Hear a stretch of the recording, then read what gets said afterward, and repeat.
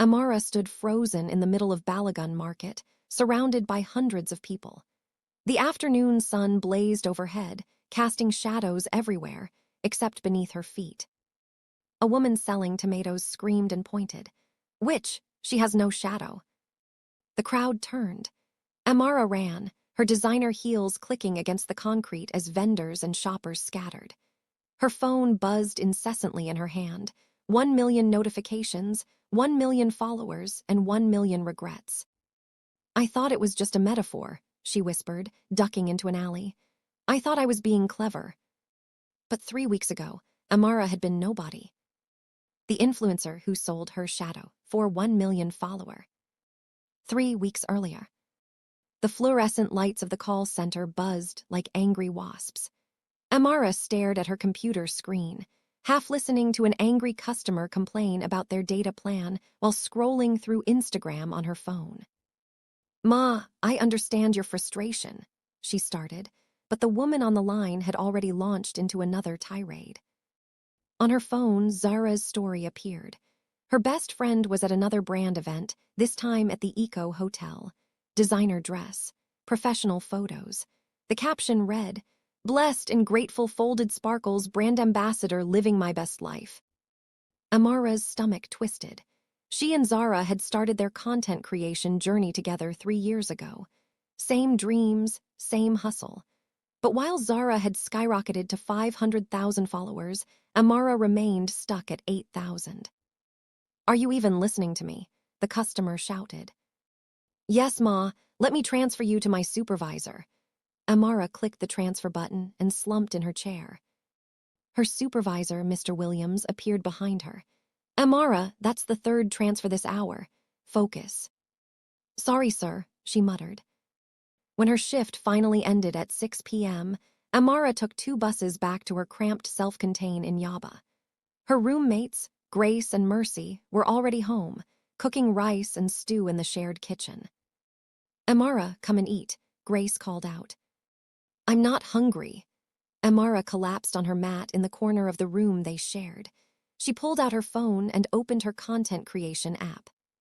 She'd posted a video that morning, a carefully edited, "Get Ready With Me" featuring affordable fashion finds from Balagun Market.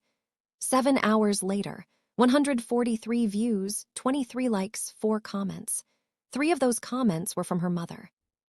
Meanwhile, a girl she'd seen at the market, who couldn't be older than 19, had posted a simple mirror selfie. 45,000 likes in 2 hours. "What am I doing wrong?" Amara whispered to herself. Her phone rang. Her mother's name flashed on the screen. Amara considered ignoring it, but guilt won. "Hello, Mama." "Amara, when are you coming home? Your cousin Rita just got promoted at the bank. She's building a house for your uncle." "That's good, Mama." "When will you stop playing with this phone thing and get a serious job? You're 25. People are asking questions." "Mama, I have a job." "A call center. With your university degree. Your grandmother is worried. She says you need to come home for prayers." After 15 more minutes of gentle criticism disguised as concern, Amara ended the call. She opened Instagram again, this time scrolling through the Explore page. Success stories everywhere. Teenagers with millions of followers. Former nobodies now flying business class. A DM notification appeared. She almost ignored it, probably another bot or weird message. But something made her click. The account name was at Shadow Trader. No profile picture, no posts, 0 followers. The message was simple. "I have been watching you, Amara." Her heart jumped. She checked the account again. Nothing. How did they know her name? Another message appeared. "You work harder than all of them. You deserve more." Amara's fingers hovered over the keyboard. She should block this account, report it, but instead she typed, "Who is this?" The response was immediate. "Someone who can give you everything you want. 1 million followers by sunrise, real accounts, real engagement, real brand deals." Amara laughed out loud. Mercy looked up from her phone. "What's funny?" "Nothing, just a scam message." But she kept reading. "Nothing is free," Amara typed. "What do you want?" Something you never think about. Something that follows you everywhere but you never notice. Your shadow. Amara stared at the message. This was ridiculous, some elaborate prank. She typed, "My shadow, that's the dumbest scam I've ever heard." The next message made her blood run cold. Account balance, 847,293. Mother's name, Anna. Grandmother's name, Mama Ez. Village, Ez Village, Enugu State.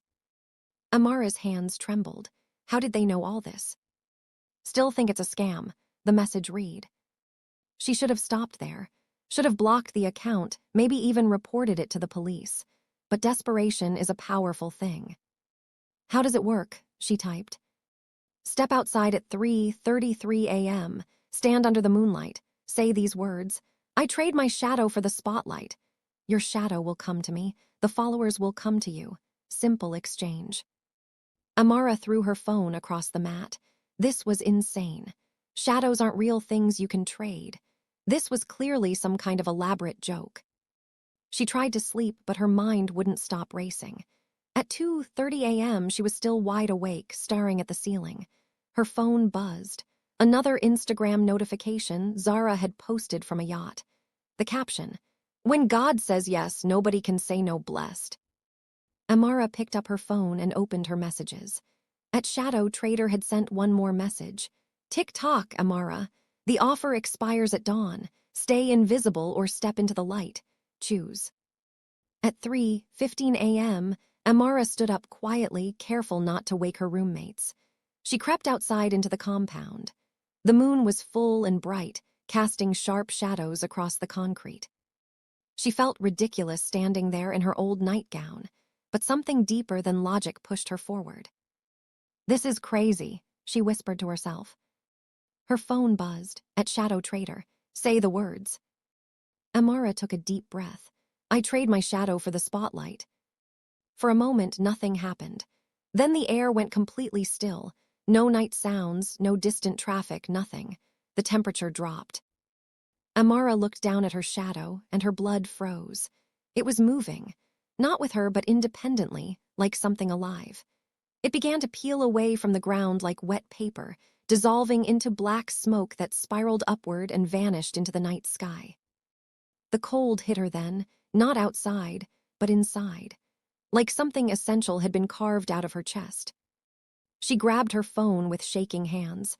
Her Instagram app was going crazy. The follower count was spinning like a slot machine. 10,000, 50,000, 200,000, 500,000. It stopped at exactly 1 million. A blue verification checkmark appeared next to her name. Her DMs exploded. Brand deals, interview requests, collaboration offers flooding in faster than she could read them. Amara screamed, but she didn't know if it was from terror or triumph. Amara woke up to chaos. Her phone was on fire, literally hot to the touch from the non-stop notifications. She sat up on her mat, squinting at the screen. 1 million followers. It was real. "Jesus Christ," Grace shrieked from across the room. "Amara, what happened to your account?" Mercy scrambled over, nearly tripping on her wrapper. Both roommates stared at Amara's phone like it was a winning lottery ticket. I don't know," Amara lied. "I woke up and it was just like this." "This is a miracle." Grace grabbed the phone, scrolling through the flood of DMs. "Amara, there are brand deals here, real money." Amara's hands were still shaking. She looked down at the floor where sunlight streamed through the window. Everyone's shadows stretched across the room, Grace's, Mercy's, the furniture. But where Amara sat, there was nothing. "Are you okay?" Mercy asked. "You look like you've seen a ghost." "I'm fine, just shocked." Amara stood quickly, positioning herself away from direct light. "I need to shower." In the bathroom, she avoided the mirror. The cold feeling from last night still lingered in her chest, like something vital was missing. But when she checked her phone again and saw the first brand deal offer, 500,000 naira for a single post, the excitement overrode everything else. By noon, she'd received 17 brand deal offers. By 3 p.m., she'd signed her first contract. By evening, she'd quit her call center job. Mr. Williams had looked at her like she was insane. You're quitting, just like that. Yes, sir. I'm sorry for the short notice. Amara, don't let this social media thing fool you. It's not stable. But she was already walking out the door. The next 2 weeks were a blur of photo shoots, events, and money. Real money, more than she'd ever seen in her life. Amara moved out of the cramped room in Yaba and into a luxury apartment in Ikoyi. 1 bedroom all to herself, air conditioning that actually worked, a bathroom with hot water. She bought her mother a new refrigerator and sent money home to Enugu. Her mother cried on the phone. My daughter, God has finally answered our prayers. Zara called her every day, oscillating between genuine happiness and barely concealed jealousy. Baby, I'm so proud of you, Zara said during one of their calls. But seriously, how did this happen? Did you buy followers? No, it just happened. Things don't just happen, Amara. One day you have 8,000 followers, the next day 1 million. That's not normal. Maybe it was God's timing, Amara said, repeating her mother's words. Maybe, Zara said, but she didn't sound convinced. The brand events were everything Amara had dreamed of. She wore designer clothes, took professional photos, and smiled for cameras. But she learned to be strategic, always positioning herself away from direct sunlight, always checking backgrounds for shadow reveals, always leaving events before sunset when shadows grew long and obvious. At a rooftop party in Victoria Island, a makeup brand launched their new campaign. Amara stood with other influencers, champagne glass in hand, pretending to belong. Let's take a group photo, someone shouted. Everyone gathered near the railing. The photographer positioned them with the setting sun behind them, creating dramatic silhouettes against the Lagos skyline. Perfect, don't move. The flash went off. Then Amara saw it. The photographer's screen showed everyone's shadows cast against the white wall behind them. Everyone except her. Where her shadow should have been, there was only empty space. The photographer frowned, checking his camera. That's weird. Let me take another one. Actually, I need to use the restroom, Amara said quickly, backing away.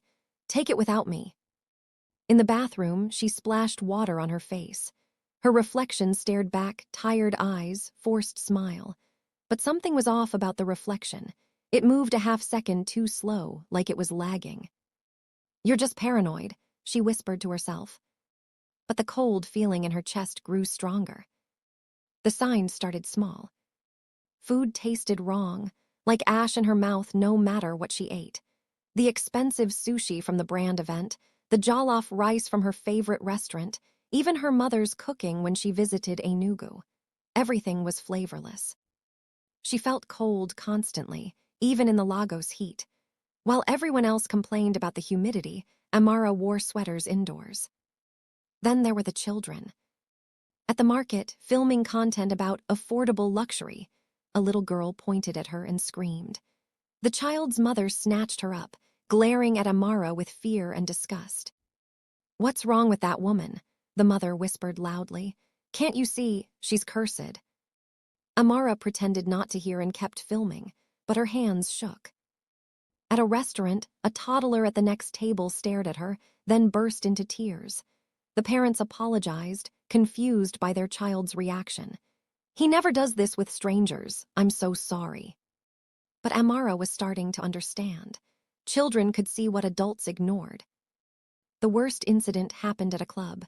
One of Zara's friends insisted on taking a group selfie. 6 girls squeezed together, smiling for the camera. When the girl posted it on her story, someone commented within minutes. Why doesn't that one girl have a shadow? Look at the wall behind you. Everyone has a shadow except her. The comments multiplied. People started screenshotting, analyzing, and comparing different photos of Amara. A Twitter thread went viral. Lagos influencer Amara, the shadow mystery. Someone created a side-by-side comparison. 20 different photos of Amara at various events. Not a single shadow visible in any of them. The conspiracy theories exploded. Witchcraft, demonic possession, sacrifices for fame. People claimed she was an agent of darkness, a shell of a person, a warning from God. Her engagement rate dropped. Followers started unfollowing by the thousands. Brands began quietly canceling contracts. Zara called, her voice tight with concern. "Amara, we need to talk. Can I come over?" When Zara arrived at the Ikoyi apartment, she looked around at the luxury furniture and expensive decorations with sadness. "Sit down," Zara said gently. Amara sat, her stomach knotting with dread. Zara pulled out her phone and showed her a blog post titled, "The Truth About Amara's Overnight Success." The article was detailed, thorough, and damning. It showed photo evidence, witness testimonies from people at events. Even an interview with a child psychologist, explaining why children react negatively to people with absent spiritual presence. "Amara, people are saying you're involved in something dark," Zara said carefully. "I don't want to believe it, but what's going on? How did you really get those followers?" Amara wanted to confess everything, but the words stuck in her throat. "You wouldn't believe me if I told you." "Try me." Before Amara could answer, her phone buzzed. A new message from @Shadow Trader. She hadn't heard from the account since that night. The message was simple. "Look outside your window." Amara walked to the floor-to-ceiling windows overlooking the street. Down below, in the orange glow of streetlights, a figure stood perfectly still. A shadow figure. Human-shaped but too dark, too solid. It looked up at her window, and even from 6 floors up, Amara knew it was watching her. "What is it?" Zara asked, coming to stand beside her. "Do you see that?" Amara pointed. Zara squinted. "See what? The street." The figure right there." "Amara, there's nobody there." But Amara could see it clearly. And as she watched, the shadow figure raised one hand and waved slowly. Her phone buzzed again. Another message from @Shadow Trader. "Your shadow is free now, and it's having so much fun." A video attachment followed. Amara clicked it with trembling fingers. The video showed her, or rather, her shadow taking physical form. It walked through Yaba Market, knocking over a woman's tomato display. It shoved an old man into the gutter.